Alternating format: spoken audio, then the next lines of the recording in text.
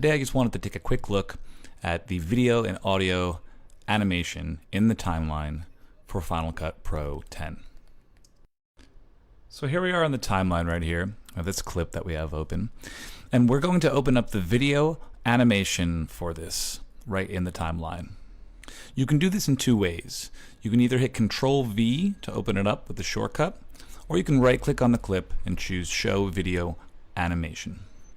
Now once it's open, you'll see that some of the parameters have these little drop down triangles, like opacity here, that you can click on and get access to settings normally found in your inspector.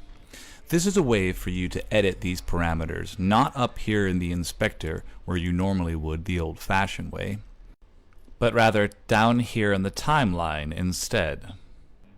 Let's get rid of those, and now we can click on the drop down and either hit R to select your range tool where you can lasso and then drag, or you can option click, create a keyframe, and drag it individually. Now if the parameter doesn't have this drop down triangle, it means that you can't adjust the intensity of that individual parameter.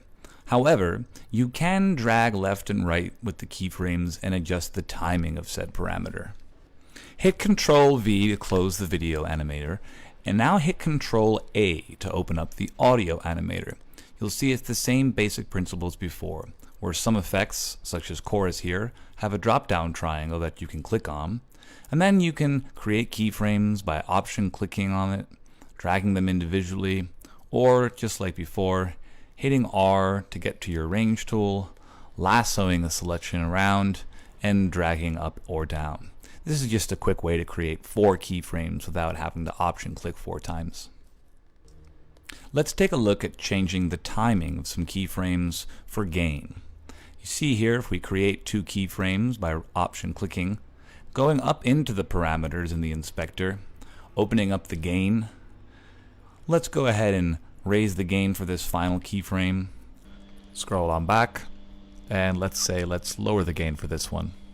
As you'll see, we have our animation in between the 2 keyframes.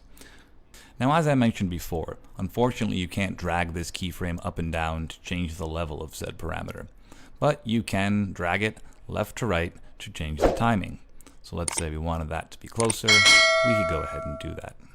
You can also dive into the subparameters of each parameter and place keyframes just for those specific elements. Then, as you cycle on through them, the ones that aren't the main keyframes will be blacked out, while the ones inside your parameter will show up as white. It's an easy way to know what you're playing with. Now if you go back to all, everything will be white, and you'll have difficulty figuring out which one is which. So just keep your eyes open.